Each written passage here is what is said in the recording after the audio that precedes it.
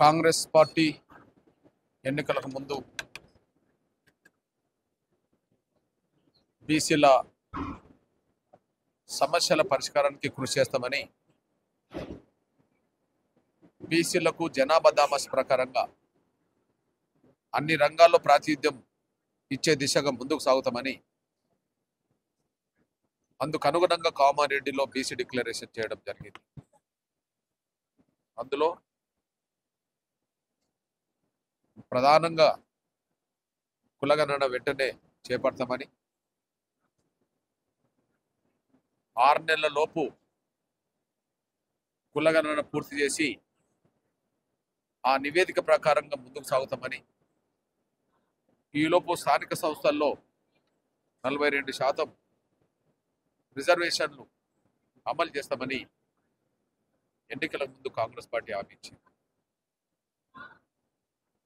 సోదరులు ఇవాళ సిద్ధేశ్వర్ గారు ఎంఆర్పిఎస్ ఉద్యమంతో 2.5 దశాబ్దాల ముందు నుంచే అనుబంధం ఉన్న వ్యక్తి. అతను బీసీ సమాజానికే కాదు, మొత్తం అణగారిన వర్గాల సమాజానికి సామాజిక న్యాయం దక్కాలని చెప్పి మాట్లాడే ప్రముఖుల్లో సిద్ధేశ్వర్ ఒకరు. వాళ్ళ తను కాంగ్రెస్ పార్టీ ఎన్నికలకు ముందు ఇచ్చిన హామీలను అమలు చేయమని చెప్పే కామారెడ్డి డిక్లరేషన్ కు కట్టుబడి ఉండి వెంటనే అమలు చేయమని చెప్పే 12 రోజులుగా దీక్ష చేస్తుంది. ఆ దీక్షకు సంపూర్ణంగా ఎంఆర్పిఎస్ ఎంఎస్పీ మద్దతు ఇస్తుంది. అయితే ప్రస్తుతం పాలకులు కాంగ్రెస్ ఇచ్చింది కాంగ్రెస్ పార్టీ, వాటిని అమలు చేసే దిశగా ముందుకు సాగకపోవడం చాలా నిర్లక్ష్యం, బాధాకరం. వాళ్ళు ఇచ్చిన హామీలను అమలు చేయమని కోరడం కోసం, గుర్తు చేయడం కోసమే ఈ దీక్ష చేయాల్సి వస్తుంది. పాలక పక్షం నుంచి, కాంగ్రెస్ ప్రభుత్వం నుంచి దాని మీద ఇంతవరకు ఒక సానుకూలమైన స్పందన వచ్చినట్టుగా కనిపించట్లేదు. రాష్ట్ర ముఖ్యమంత్రి రేవంత్ రెడ్డి గారికి విజ్ఞప్తి చేస్తున్నా, గుర్తు చేస్తున్నా, మీరు కాంగ్రెస్ పార్టీని గెలిపించుకోవడంలో, మీరు ప్రభుత్వాన్ని ఏర్పాటు చేయడంలో బీసీ సమాజానికి సంబంధించిన ప్రజల ఓట్లు ఉన్నాయి. దాదాపు 50% పైగా ఉండబడే బీసీ ప్రజల సహకారంతో, మద్దతుతోటే మీరు ఇవాళ ప్రభుత్వాన్ని ఏర్పాటు చేయగలిగారు, ముఖ్యమంత్రి కాగలిగారు. ఇప్పుడు నా బీసీ ప్రజలు ఏమి మా ఓట్ల మీద ఆధారపడి గెలిచిన ముఖ్యమంత్రి అయినావు కాబట్టి ఆ ముఖ్యమంత్రి 10 మాకు ఇవ్వమని చెప్పి అడగట్లా, మీరు ఇచ్చిన హామీని మాత్రమే అమలు చేయమని వాళ్ళు అడుగుతారు. ఈ విషయంలో తక్షణం రేవంత్ రెడ్డి గారి సర్కారు దీని దృష్టి పెట్టాలి.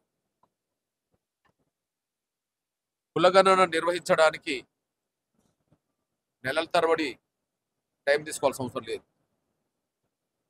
గత సర్కార్ సమగ్ర సర్వే నిర్వహించడానికి 24 గంటలు టైం తీసుకున్నారు. సమగ్ర సర్వేలో ఉండబడే నివేదిక ప్రకారం కూడా మీకు కొంత అంచనా ఉన్నది, ఎవరి జనాభా ఎంత అంచనా ఉన్నది. దాన్ని ఆమోదించండి, లేకపోతే ఆ మోడల్ కన్నా మీరు ఒక నిర్ణయం తీసుకొని ముందుకు సాగండి.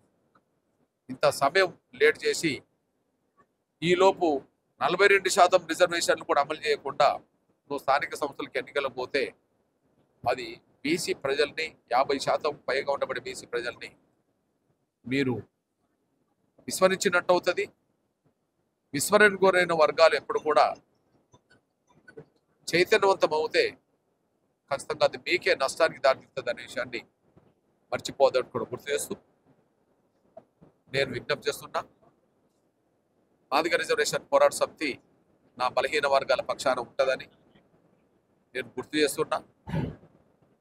పాలకులకు ఇచ్చిన హామీలను అమలు చేసే విషయంలో నిర్లక్ష్యం వహిస్తే ఆ నిర్లక్ష్యాన్ని ఎండగడుతూ ఇవాళ సిద్ధేశ్వర్, ఆయన నాయకత్వంలో మళ్ళీ బలహీన వర్గాల సంఘాలు ఈ పోరాటాన్ని మరింత ఉధృతం చేస్తే ఆ ఉధృతమే పోరాటానికి ఖచ్చితంగా ఎంఆర్పిఎస్ తమ వంతు పాత్రగా బాధ్యతగా నా బలహీన వర్గాల సోదరి సోదరులకు అండగా నిలబడుతుందని, ఏదేమైనా కులగణన నిర్వహించడం అనేది ఇది డిమాండ్గానే కాదు, వాళ్ళు ఇచ్చిన హామీ. 42% రిజర్వేషన్ అమలు చేద్దాం అనేది ఇది డిమాండ్ కాదు, వాళ్ళు ఇచ్చిన హామీ. కొంతమంది కోరికలు కాదు, మీరు ఇచ్చిన హామీలు అమలు చేయమనే ఈ ప్రయత్నాలు జరుగుతున్నాయి. దీన్ని నిర్లక్ష్యం చేస్తే మూల్యం చెల్లించుకోవాల్సింది కూడా మీరే అవుతారని. కానీ నా బలహీన వర్గాల సోదరులకు, నా బలహీన వర్గాల సంఘాలకు ఎంఆర్పిఎస్ ఖచ్చితంగా అండగా నిలబడుతుంది. విజయం సాధించేంత వరకు, కులగణన నిర్వహించేంత వరకు, స్థానిక సంస్థల్లో 42% రిజర్వేషన్ అమలు చేయించుకునేంత వరకు నా బలహీన వర్గాలు చేసే పోరాటంలో ఖచ్చితంగా ఎంఆర్పిఎస్ తమ వంతు బాధ్యత, పాత్ర నిజాయితీగా పోషిస్తుందనే విషయం కూడా గుర్తు చేస్తున్నాను. రాబోయే రోజుల్లో ఈ పోరాటం ఉధృతం కాకముందు మీరు ఇచ్చిన హామీ నిలబెట్టుకుంటే అది మీకే గౌరవం, మీకే మంచిది. మీరు నిలబెట్టుకోకపోతే మాత్రం ఖచ్చితంగా ఈ ఆవేదన, ఆగ్రహం రూపం దాల్స్తే, ఇది భవిష్యత్తులో తిరుగుబాటు రూపంగా మారిస్తే నష్టపోయేది కాంగ్రెస్, నష్టపోయేది పాలకులు అనే విషయం కూడా గుర్తు చేస్తున్నాను.